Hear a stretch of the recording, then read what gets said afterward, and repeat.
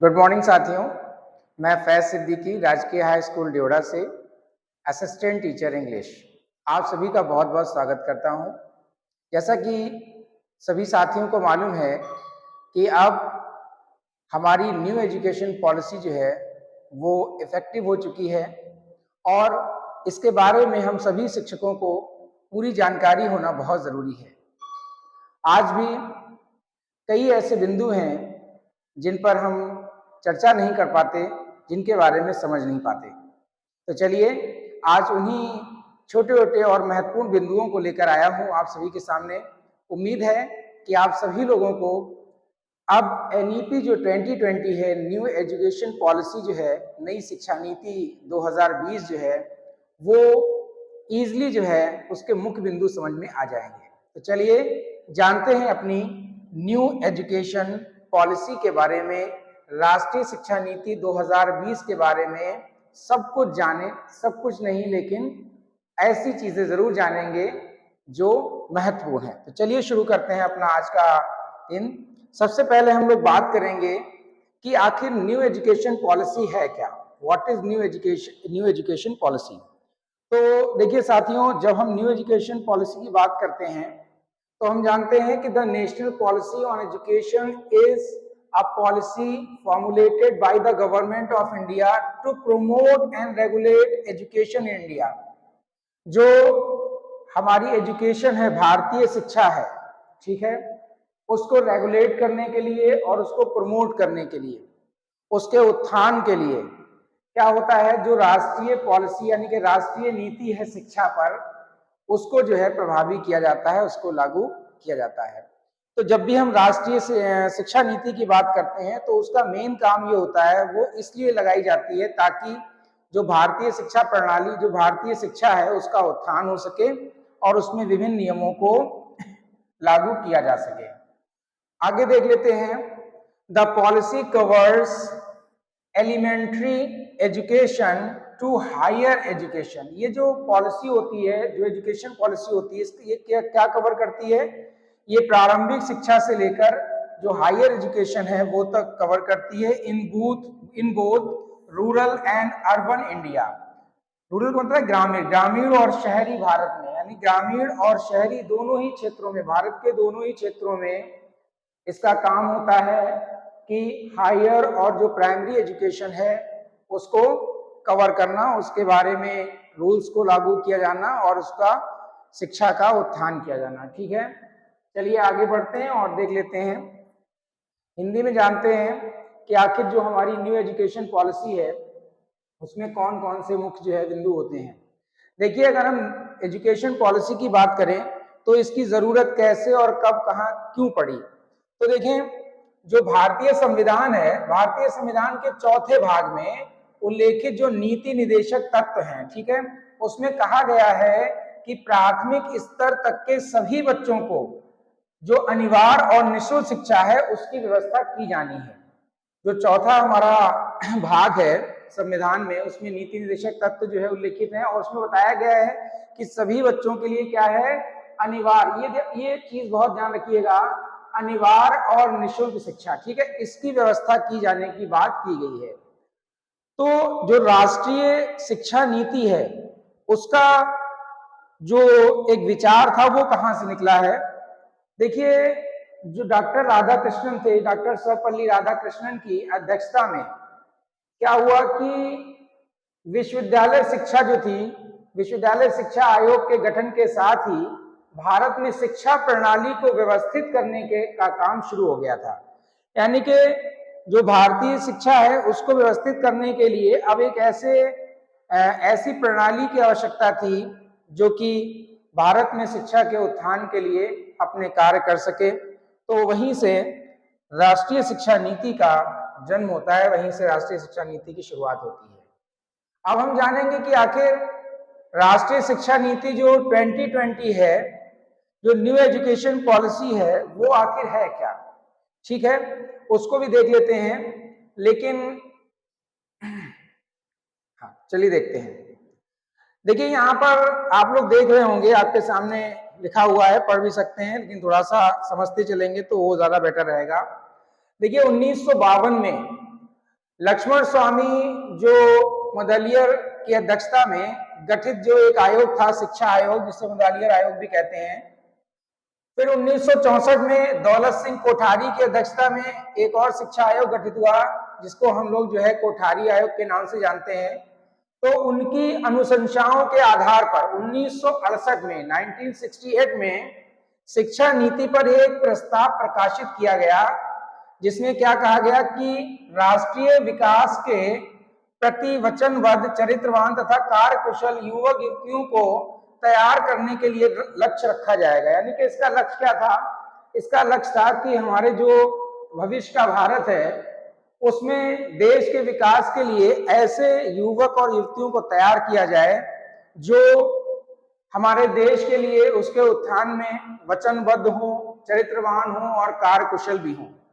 फिर मई जो है 1986 में राष्ट्रीय शिक्षा नीति लागू की गई, जो अब तक चल रही थी, अभी तक चल रही थी, वो थी 1986 में लागू की गई राष्ट्रीय शिक्षा नीति।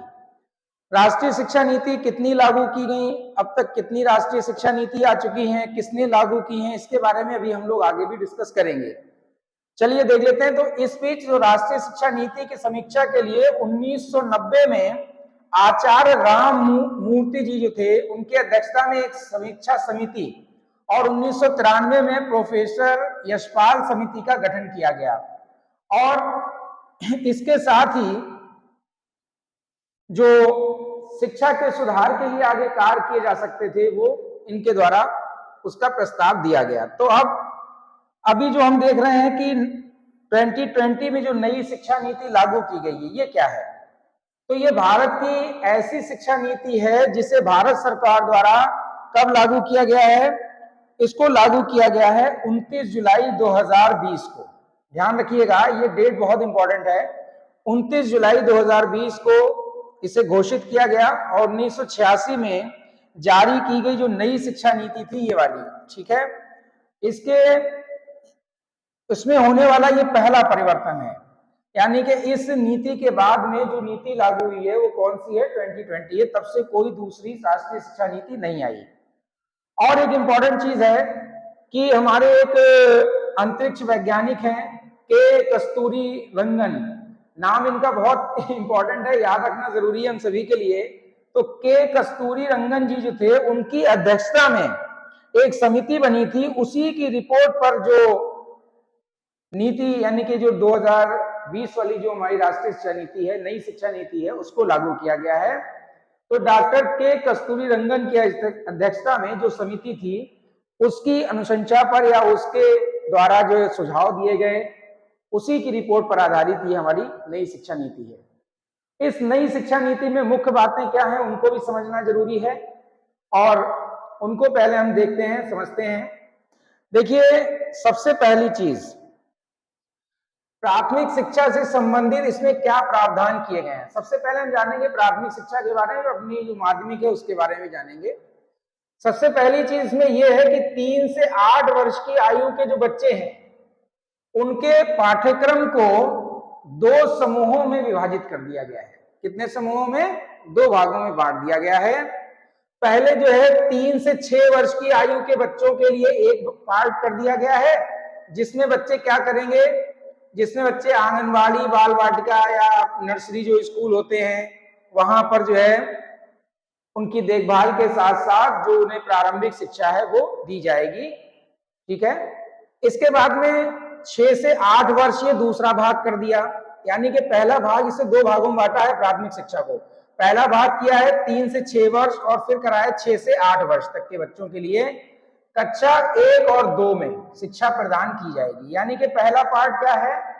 पहला पार्ट ये है कि बच्चा 3 से लेकर 5 साल, यानी कि 5 वर्ष तक, 3 से 8 वर्ष तक वो किस एजुकेशन में जाएगा? वो जाएगा हमारी नर्सरी एजुकेशन जो होगी उसमें। फिर जो है जब बच्चा 6 वर्ष का हो जाएगा, 6ठे वर्ष से 8 वर्ष, यानी कि 2 वर्ष में कक्षा 1 और फिर कक्षा 2 में स्टडी करेगा।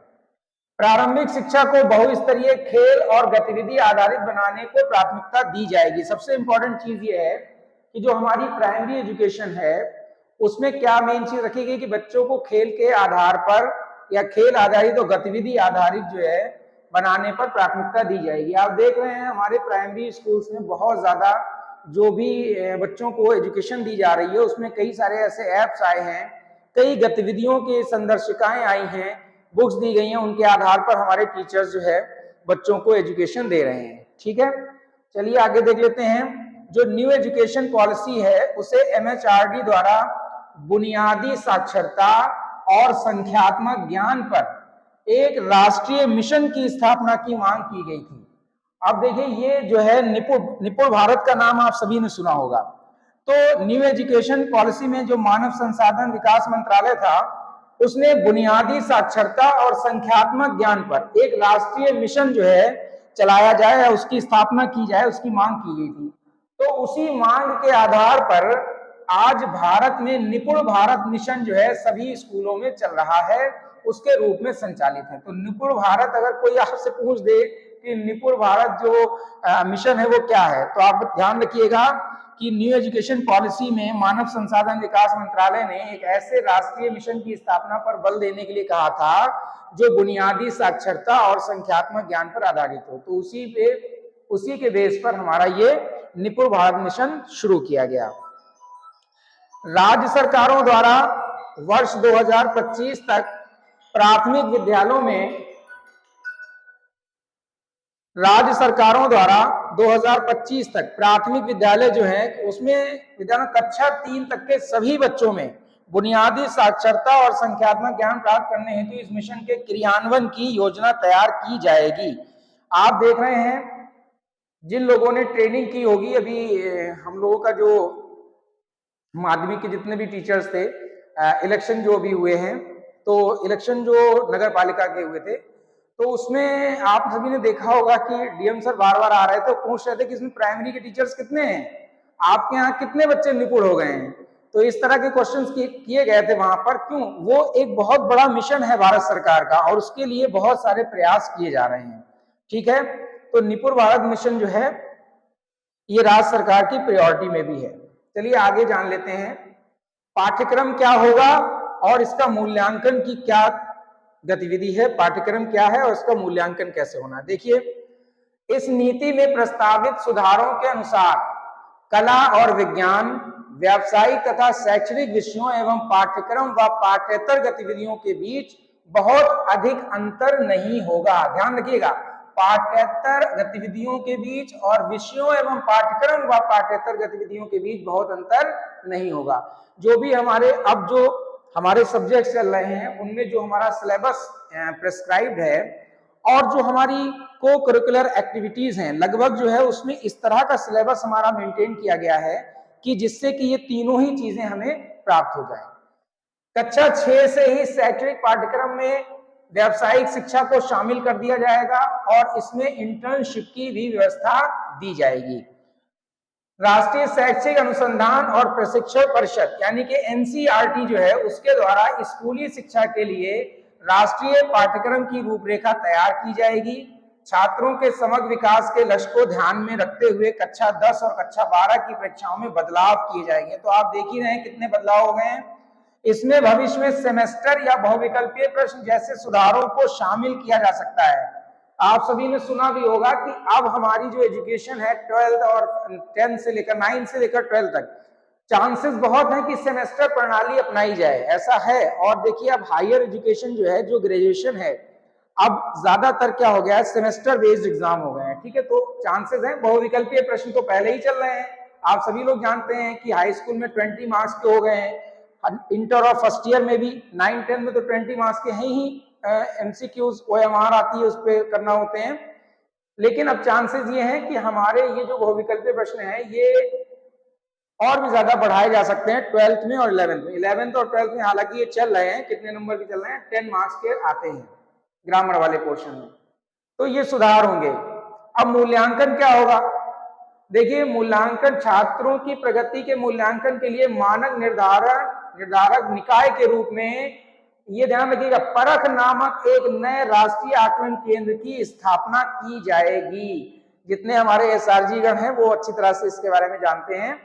छात्रों की प्रगति के मूल्यांकन तथा छात्रों को अपने भविष्य से जुड़े निर्णय लेने में सहायता प्रदान करने के लिए जो कृत्रिम बुद्धिमत्ता आधारित सॉफ्टवेयर हैं उनका भी प्रयोग होगा। अब आप जानते होंगे कृत्रिम बुद्धिमत्ता, जो इंग्लिश की टीचर्स हैं, क्लास 9th में एक चैप्टर चलता है द फन दे हैड, उसमें यहाँ बहुत अच्छी तरह से बताया गया है कि कृत्रिम बुद्धिमत्ता क्या होती है, आर्टिफिशियल इंटेलिजेंस। जैसे आप देख सकते हैं अभी एआई टूल्स चल रहे हैं बहुत सारे, उसी तरह से कंप्यूटर की सहायता लेना, रोबोटिक जो मशीन्स हैं उनकी हेल्प से एजुकेशन प्रदान करना, ये सब हमारी शिक्षा में शामिल किया जाएगा। चलिए अब कुछ इंपॉर्टेंट चीजें और बहुत शॉर्ट में शिक्षा नीति के बारे में देखिए बच्चों, दोस्तों, सबसे पहले हम देखेंगे कि राष्ट्रीय शिक्षा नीति आखिर है क्या। बहुत शॉर्ट में जान लेते हैं कि राष्ट्रीय शिक्षा नीति क्या है, डिटेल में आप समझ चुके हैं। शिक्षा नीति 2020 भारत की शिक्षा नीति है जिसे भारत सरकार द्वारा 29 जुलाई 2020 को घोषित किया गया। ठीक है, कब घोषित किया गया? 29 जुलाई 2020 को।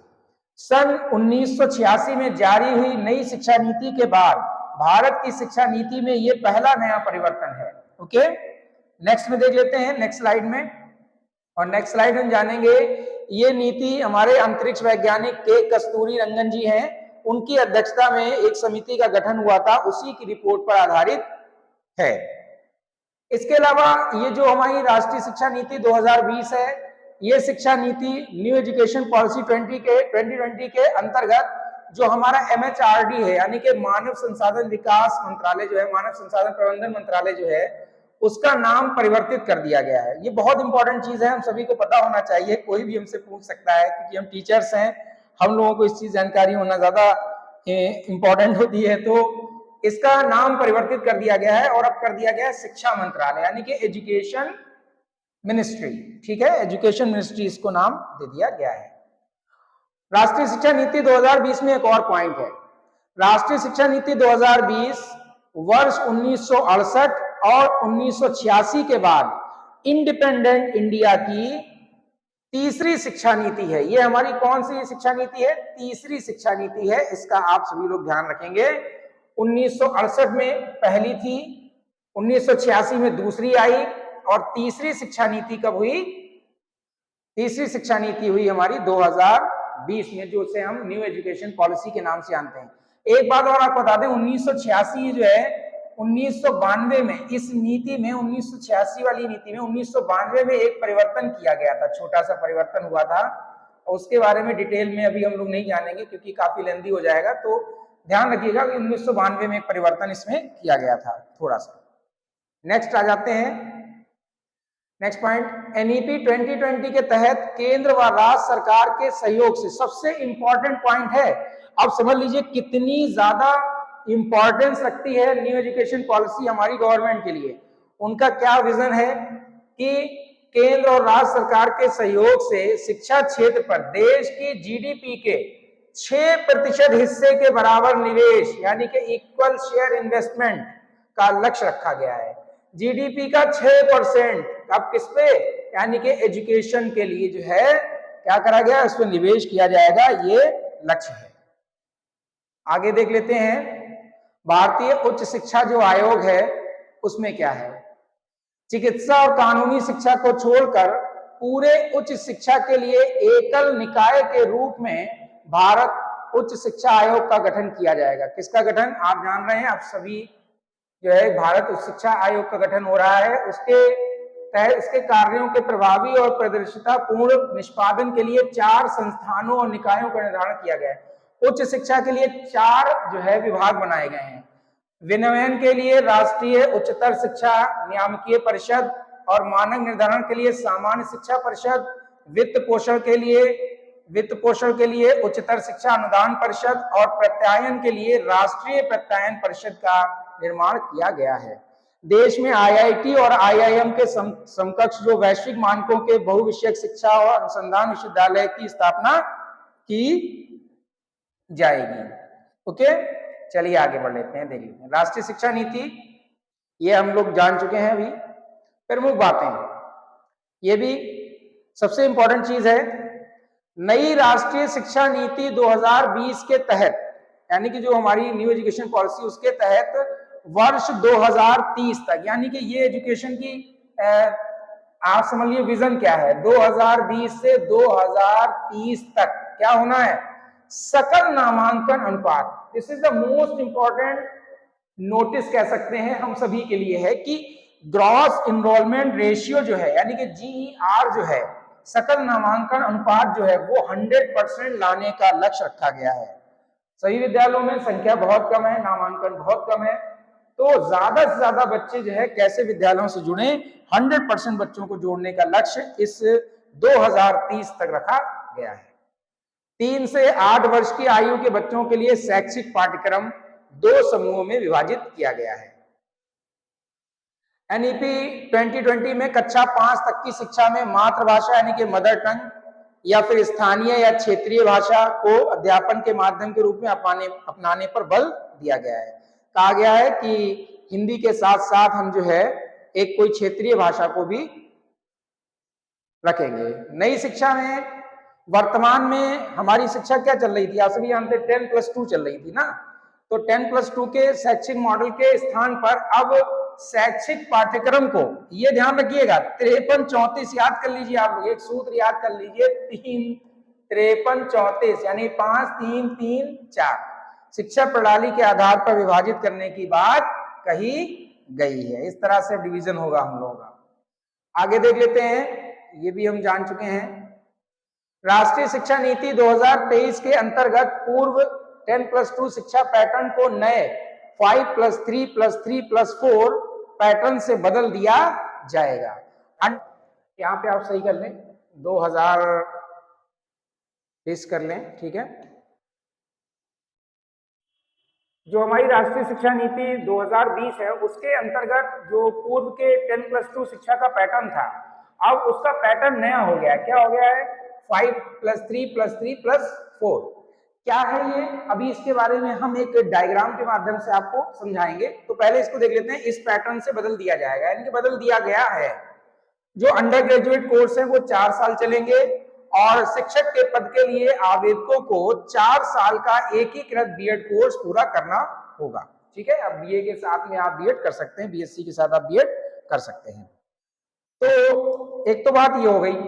अब इस डायग्राम को समझने से पहले एक चीज और जान लीजिए कि अगले टॉपिक में हम लोग क्या स्टडी करें। अगले क्लास में हम जानेंगे विद्यालयों में जो चल रहे विभिन्न कार्यक्रम हैं और जो एप्स संचालन है उनके विषय में हम लोग जानेंगे। एप्स बहुत सारे चल रहे हैं, आप सभी ने पढ़े हैं। स्विफ्ट चैट चल रहा है, इसके अलावा आपने देखा होगा कि अभी जो हमारे एसआरजी महोदय या जो करियर काउंसलिंग संबंधित जो पंख चल रहा है, हमारे एसआरजी महोदय जो अब हम लोगों को बताने वाले हैं विद्यालयों में, वो एप्स किस तरह से हम लोग संचालित करेंगे उनके बारे में भी हम लोग जानेंगे। और ये मेरा एक छोटा सा प्रयास है अपने उन साथियों की हेल्प करने के लिए, खुद अपनी भी हेल्प करने के लिए, क्योंकि आपको बताने के लिए मुझे भी स्टडी करना पड़ रहा है, स्टडी करने से मुझे भी चीजें पता लग रही हैं। तो ये चीज बहुत अच्छी है कि यहाँ से आपको उन चीजों का किस तरह से संचालन करना है वो आप बेहतर तरीके से सीख सकते हैं। जो आप इसी बोर्ड पर मैं आपको सिखाऊंगा कि इस तरह से उसको ऑन ओपन करना है, किस तरह से उसमें हमें क्रियाकलाप करने हैं। तो चलिए जान लेते हैं अपने नेक्स्ट जो है टॉपिक को। मैंने बताया डायग्राम के माध्यम से समझ लेते हैं कि आखिर किस तरह से जो हमारी एजुकेशन पॉलिसी है वो डिवाइड की गई है, उसको जान लेते हैं।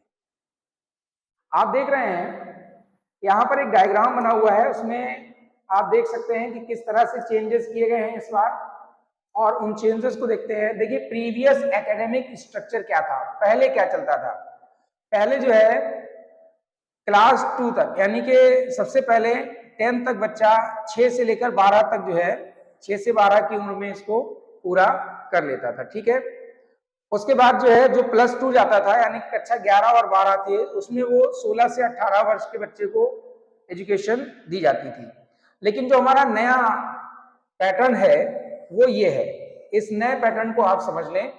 इस नए पैटर्न में हम लोग जानेंगे कि आखिर अब एजुकेशन जो पॉलिसी है उसने क्या नया स्ट्रक्चर लागू किया है। आपने अभी पढ़ा था 5+3+3+4, ठीक है, क्या पढ़ा था?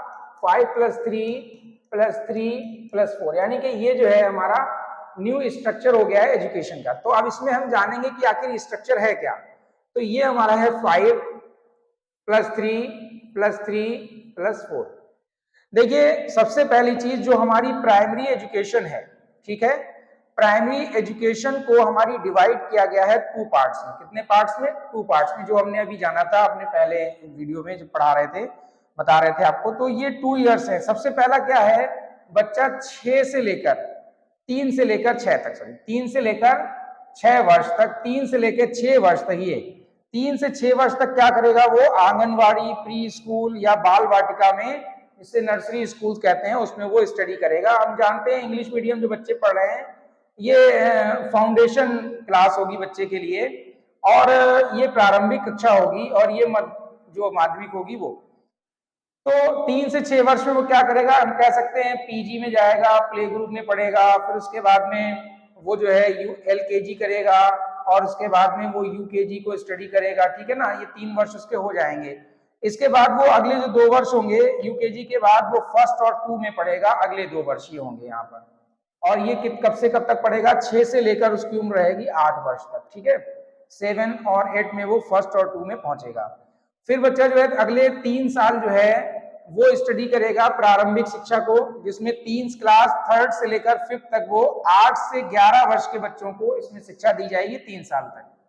फिर जो डिवीजन है +3 का, ये +3 में क्या है, जब बच्चा 11 से 14 वर्ष का होगा तो क्लास 6 से लेकर वो 8 तक स्टडी करेगा 3 साल, ठीक है। ये मिडिल उसकी स्टेज होगी। और फिर सेकेंडरी स्टेज में जब बच्चा आएगा तो ये 4 ईयर का कोर्स होगा।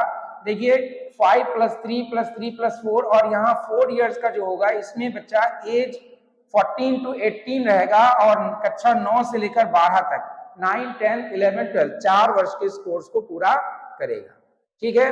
तो ये हमारा जो न्यू पैटर्न है, स्ट्रक्चर जो है एजुकेशन का, स्ट्रक्चर जो है, न्यू स्ट्रक्चर जिसे हम कह सकते हैं, वो इस तरह से रहेगा। तो आई होप आप लोगों को ये चीज समझ में आ गई होगी। सभी लोगों को, चाहे तो सभी साथी इसका स्क्रीनशॉट लेके भी रख सकते हैं। यहाँ पे भी आप देख सकते हैं, ये स्ट्रक्चर यहाँ पे बताया भी गया हुआ है, आप इसको देख लें। देखिए लिखा हुआ है 5 इयर्स ऑफ फाउंडेशनल स्टेज। पहले 5 साल किसके हैं, फाउंडेशनल स्टेज के हैं। और फॉर एजेस 3 to 8 इयर्स, यानी कि ये जो 5 साल हैं, ये 3 से लेकर 8 वर्ष तक के बच्चों के लिए हैं। इसमें क्या है, इसमें जो है आंगनवाड़ी, प्री स्कूल और फिर क्लास 1 और 2 है। यानी कि आंगनवाड़ी में बच्चा जो है नर्सरी की या पीजी की एजुकेशन, या प्री स्कूल में LKG UKG स्टडी करेगा 3 साल। और जब बच्चा हमारा जो है अगले 1 वर्ष जो है, और अगले 1 वर्ष 1 और 2 को स्टडी करेगा, तो 1, 2, 3 1 इसमें जो है 2 इयर्स रहेंगे प्री स्कूल में, 1, 2, 3, 4 और 5, ये 5 इयर्स इसके हो जाएंगे। अब देख लेते हैं इसमें एक चीज और, फोकस किस चीज पे किया गया है, play and activity based learning method पर, and development of language skill. इस स्टेज में, प्राइमरी जो स्टेज होगी, इसमें बच्चे के डेवलपमेंट ऑफ लैंग्वेज स्किल्स और play and activity based learning पर बल दिया गया है। फाउंडेशनल स्टेज जो है वो 5 साल की होगी चिल्ड्रन के लिए, 6 से 8 वर्ष के लिए, catering to anganwadi, pre school, class 1 and class 2. Besides, the stage will emphasize flexible, multi-level play activity-based learning and the curriculum and pedagogy of early childhood care and education. ECCE जो है इसी पर जो है आधारित होगी, ठीक है। अब 3 साल क्या है, प्रीपैरेटरी एज है। इसमें क्या है, बच्चे को प्रिपेयर किया जाएगा किस चीज के लिए, 8 से 11 वर्ष के लिए बच्चा है, क्लास 3rd से लेकर 5 तक रहेगा। इसमें लैंग्वेज जो लैंग्वेज डेवलपमेंट है और न्यूमेरेसी स्किल जो है, प्ले और एक्टिविटी बेस्ड जो टीचिंग है, मेथड है, उनके ऊपर फोकस किया जाएगा। फिर इसके बाद में हम आगे जब देखेंगे तो हमारी मिडिल स्टेज है, और मिडिल स्टेज है 14 से, आप देख रहे हैं 11 से 14 वर्ष की। इसमें बच्चा क्लास 6 to 8 स्टडी करेगा।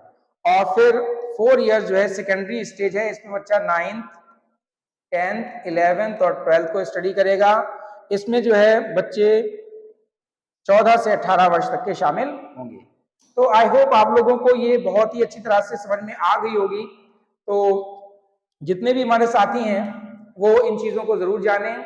आई होप अगर कुछ कमी रह गई होगी तो आप उसके लिए मुझे सजेस्ट कीजिएगा, ताकि नेक्स्ट टाइम उसको सुधार किया जा सके। Thank you very much.